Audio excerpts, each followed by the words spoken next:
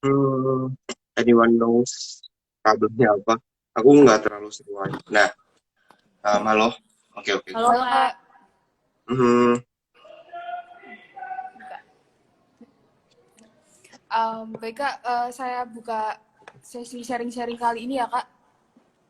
oke. Assalamualaikum warahmatullahi wabarakatuh. Waalaikumsalam warahmatullahi wabarakatuh. Halo semuanya, sebelumnya kami izin memperkenalkan diri terlebih dahulu ya Kak. Perkenalkan, nama saya Najudian Arini. Dan saya Syetira Baji. Nah, teman-teman semua, kembali lagi di EC Talk episode keempat. Nah, pada episode kali ini kami mengundang Kak Arfa Saha untuk sharing-sharing tentang pengalamannya. Sebelumnya, Kak Arfa boleh memperkenalkan diri terlebih dahulu, Kak? Halo semuanya. Namaku Arfa Syahrulat. Kalian bisa panggil Arfa aja. Aku sekarang semester 5 di UGM, ambil elektronika dan instrumentasi. Tapi sekarang aku lagi exchange di University of Glasgow di Skotlandia, United Kingdom, selama 1 semester. Salam kenal. Halo. Jadi Kak, langsung aja seperti yang kita tahu semuanya ini, Kak Arfa ini kan alumni SMA 1 dan juga dulunya anggota English Club SMA 1. Nah, ini boleh nggak sih Kak bisa cerita experience Kakak dulunya di SMA 1 dan juga terutama sebagai anggota English Club? Oke, jadi dulu aku di English Club itu dari tahun pertama ya, dari pertama kali masuk 2018. Terus aku jadi leader English Club tahun 2019.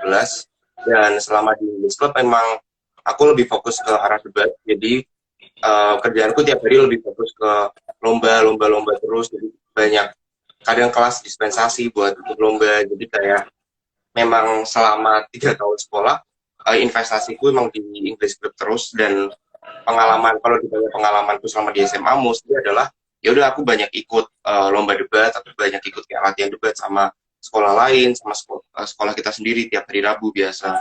Jadi so far that's my experience, yaitu sebagai leader dari English Club itu sendiri, dan sekaligus nge-handle debate kelasnya English Club. Baik Kak, seperti yang Kakak sebutkan tadi kan Kakak ikut lomba-lomba debat gitu Kak. Nah, Kakak pernah nggak sih Kak ikut lomba selain dari lomba debat?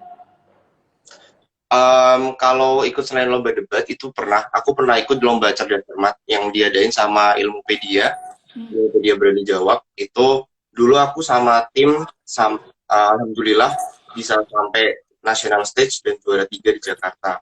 Cuma untuk selain lomba cerdas cermat sama debate, aku belum pernah coba yang kayak speech atau storytelling, karena memang aku ngerasa kayak passionku di debate, dan pada tahunku memang ada yang fokus ke storytelling, namanya misal Isna, dan yang speech misal Putri gitu. Jadi memang kita lebih ngefokusin ke branch dari debatnya sendiri. Oke Kak, tadi kan Kakak sendiri bilang kalau emang sering latihan debat gitu. Nah itu biasanya kalau latihan debat itu emang kalau ada lomba aja atau emang selalu rutin latihan debat gitu Kak?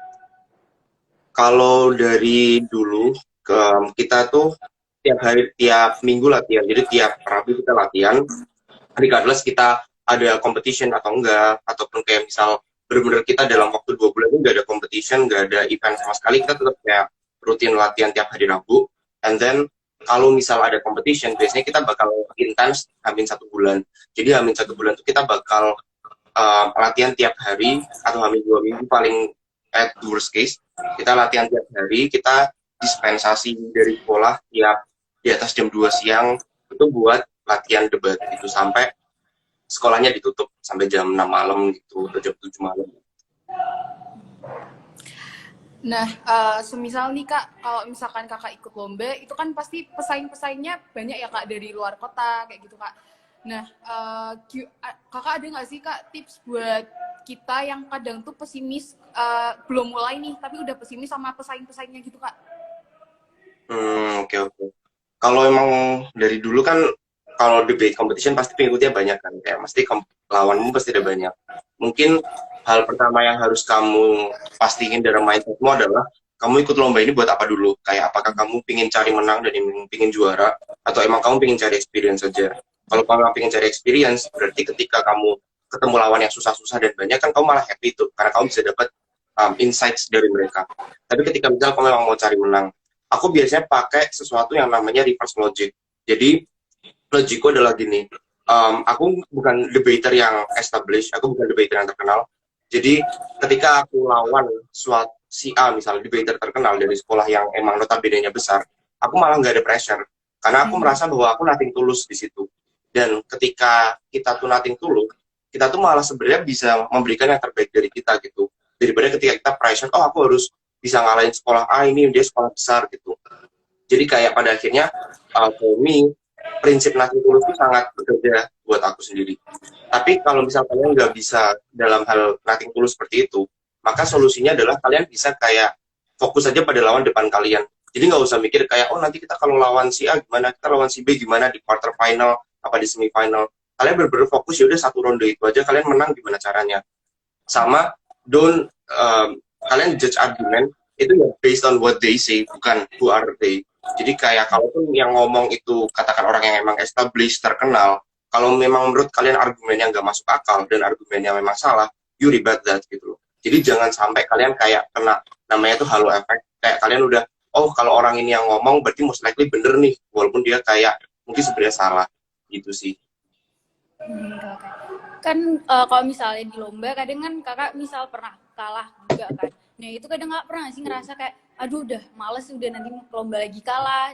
Terus kadang beberapa dari kita juga ngerasain kayak gitu kan kak. Kalau udah lomba terus udah berjuang capek-capek tapi kalah, itu tips dari kakak tuh gimana biar bisa kayak semangat terus ikut lomba yang lain gitu? Mungkin kalau motivasi itu pertama kan emang harus kamu punya determination dulu dari diri kamu, kayak kamu ini mau invest seberapa banyak dalam debat. Dalam artian aku ketika ikut debat 1,5 tahun pertama itu aku nggak pernah menang sama sekali. Kayak aku ikut competition di mana-mana, kan competition dulu offline kan, jadi kamu kayak of course secara price lebih gede, secara investasi waktu juga lebih susah, energimu juga lebih terkuras. Itu 1,5 tahun pertama aku nggak pernah menang sama sekali.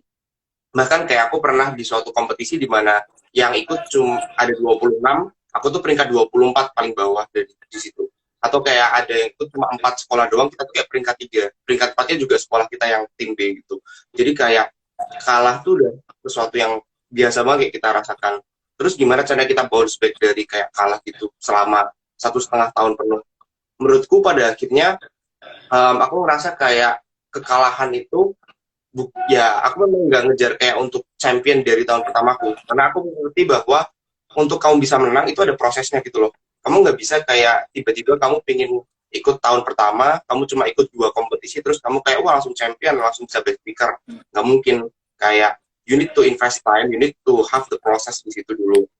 Oleh karena itu kayak meskipun aku kalah-kalah, aku ngerasa kayak oh ya udah ini bagian dari proses yang emang aku harus lalui gitu. Kayak ini emang sacrifice yang harus aku lakuin. Kalau mindsetku adalah tiap aku kalah terus aku kayak pointless nih, aku paling ikut competition besok kalah lagi, terus ngapain aku ikut gitu, ya udah aku nggak bakal berkembang gitu loh. Jadi kayak memang mungkin ketika aku kalah pertama, aku ikut competition kedua tuh kayak aku mikir ya udah aku pasti kalah lagi abis ini, cuma that's fine, aku tapi bakal ketemu lawan baru, aku ketemu argumen baru yang itu memberikan insight untuk aku gitu loh. Jadi menurutku kalah itu justru bagian dari proses. Nah itu tinggal gimana kalian ngepersip kalah. Tapi untuk aku sendiri, menurutku kalah itu bukan the end time, kayak kalah itu cuma bagian dari proses yang emang wajib aku lalui kalau aku mau champion gitu. Baik kak, dari cerita kakak ini kan sepertinya kakak tuh pas SMA ini aktif banget, baik di akademiknya maupun non akademiknya. Nah dari kakak tuh ada tips nggak sih kak mengatur waktu biar bisa fokus buat keduanya? Secara kan kakak di akademik juga bagus ya kak, keterima di SNMPTN, Alhamdulillah. gitu. Kira-kira ada tipsnya nggak kak? Ya sebenarnya mungkin secara akademik masih banyak ya yang di atasku. Cuma mungkin beberapa sedikit tips yang bisa aku share kalau masalah akademik itu adalah pertama kalian harus tentuin kayak priority kalian dulu. Kalian tuh prioritasnya itu memang buat selama SMA. Kalian tuh emang pingin kayak ambis dari kelas 10 dan kalian emang pingin nyari nilai dari kelas 10 sampai kalian dapat SNMPTN. Atau kalian mau fokus ke arah kalian pingin cari experience, kalian pingin gain new knowledge yang itu outside of academic knowledge gitu. Nah, ketika kalian udah nge-set priority itu bakal gampang banget untuk kalian melakukan time management gitu. Kalau buat aku dulu, jujur, aku ngerasa prioritasku tuh memang lebih di arah akademik dulu baru debat. Walaupun akhirnya aku kayak ikut debat di mana-mana tiap hari, sering gak ikut kelas dan lain-lain. Cuma caranya aku akhirnya bisa ngeberes akademik dan non akademik adalah kalian tuh harus tahu kapan kalian bisa lepas kelas dan kapan kalian nggak bisa lepas kelas. For example, misal kayak kalian itu ngerasa bahwa kelas ini tuh kalian udah bener-bener belajar dengan susah banget selama di kelas, selama di rumah, dan kalian merasa kayak udah bisa buat to some extent beberapa kali mungkin nggak masuk kelasnya untuk ngebalance. Itu mungkin kalian bisa izin dan jelaskan ke guru kalian bahwa ya udah lomba ini emang sepenting itu gitu. Dan selain itu adalah kalau kalian udah ngerti bahwa kesibukan kalian tuh banyak, kayak kalian tuh ada kelas, kalian ada lomba, kalian ada organisasi, maka ketika kalian bisa dalam kelas, itu kayak kalian harus dengerin kelas itu. Karena that works for me. Menurutku yang paling membantuku adalah ketika aku di kelas, aku tuh nggak yang meninggalin pelajaran terus sambil main game atau apa gitu. Tapi kayak aku lebih fokus, kayak udah aku dengerin gurunya ngomong apa, dan aku catat itu. Karena aku tahu bahwa waktuku di kelas tuh mungkin nggak sebanyak teman-temanku yang lain. Karena aku bakal sering harus dispen, aku bakal harus sering ninggalin kelas tiap amin 1 bulan lomba, padahal tiap 3 bulan aku lomba gitu. Jadi selama di kelas, kamu kayak bener-bener harus dengerin itu, dan kamu tuh harus bener-bener aktif. Karena kayak, this really helps you. Ketika kamu nanti mungkin nilaimu kurang bagus, tapi ketika kamu selama ini aktif di kelas, guru tuh bakal help kamu untuk bisa belajar lagi. Kamu bisa mungkin dinaikin nilainya dikit atau bagaimana, atau mungkin kamu dikasih ekstra waktu sama guru buat ngerjain soalnya lagi, something like that. Itu tuh hal-hal yang out of your control. Makanya kayak sebisa mungkin ketika kalian tahu bahwa kalian bakal sering live kelas, satu, kalian bener-bener dengerin kelasnya ketika kalian bisa kelas. Dua, kalian aktif di kelas, jangan cuma diem doang. Karena kalian harus butuh buat guru bisa ngerotis kalian.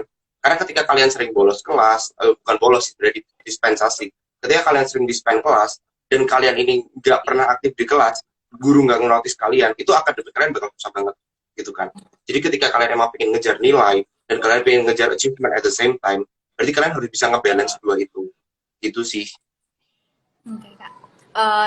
Terus kan tadi kakak juga bilang kalau kakak sekarang lagi ngelakuin scholarship di luar negeri. Dan ini kakak keterima di luar negeri ini, boleh nggak sih kak ceritain gimana cara apply dan juga apa yang perlu disiapin buat kakak apply scholarship ini? Oke, jadi aku kan sekarang ikut program beasiswa namanya ISMA, International Student Mobility Awards. Itu dibiayai oleh LPDP dari pemerintah buat belajar 1 semester di luar negeri. Adapun kayak gimana aku bisa kayak nembus scholarship ini dan kenapa aku milih ISMA akhirnya, itu pertama adalah aku harus tahu dulu kayak scholarship ini visi misinya apa. Karena kayak ketika kita nggak tahu tujuan dari scholarship itu apa, itu bakal susah banget buat kita bisa nyatuin visi misi sama scholarship itu. Kebetulan memang aku butuh scholarship yang buat 1 semester, dan aku ngerasa kayak ISMA itu sesuai dengan visi misiku pada saat itu sampai sekarang. Jadi kayak aku ngerasa bahwa oh ini berarti beasiswa yang cocok sama aku. Jadi hal pertama yang harus kalian lakukan adalah kalian harus siapin dulu tuh kayak visi misinya gimana. Kalian harus ngerti di beasiswa ini tujuannya apa, apakah ini sesuai sama kalian. Karena pada akhirnya kalian juga harus contribute ke beasiswa itu kan. Jadi kalian harus sesuai dulu sama beasiswa itu. Nah terus setelah aku tahu gitu, aku nyiapin tuh buat tesnya. Tesnya kan pasti ada banyak. Pertama adalah start with English test dulu, English proficiency test pasti. Meskipun kalian mau negara with non-speaking English, kayak kalian mau ke Eastern Europe, kayak ke Jerman, atau mungkin kalian mau ke Belanda, atau kalian mungkin ke Prancis, tetap kalian kan tetap butuh tes Inggris kan. Jadi kalian harus prepare buat TOEFL, IELTS, dan Duolingo-nya dulu. Kalian harus tahu bedanya TOEFL sama IELTS apa. Ketika kalian mungkin lebih cocok di English as Conversation, berarti kalian ambil IELTS. Tapi ketika kalian lebih cocok di English as Academics, berarti ya kalian ambil TOEFL. Nah, kalian tuh harus ngerti itu dulu pertama. Kalian harus prepare itu. Ketiga adalah dokumennya. Kayak emang scholarship itu rata-rata bakal ngebebanin di dokumennya. Kayak dokumennya itu bakal banyak banget, dan kalian bakal kayak dikasih mungkin H-1, H-2, tiba-tiba kalian harus submit itu H+2 gitu. Jadi kayak kalian emang harus ready dari awal research, kayak dari tahun lalu dokumennya dibutuhin apa aja, kalian harus siapin itu, kalian harus sering kontak guru kalian, atau mungkin kalau dalam konteksku dosen-dosenku, seperti itu. Jadi kayak kamu harus siapin dokumen yang memang ada puluhan, bahkan sampai mungkin 50-30 dokumen yang kalian harus siapin terus. yang terakhir adalah mantepin diri dulu sih. Soalnya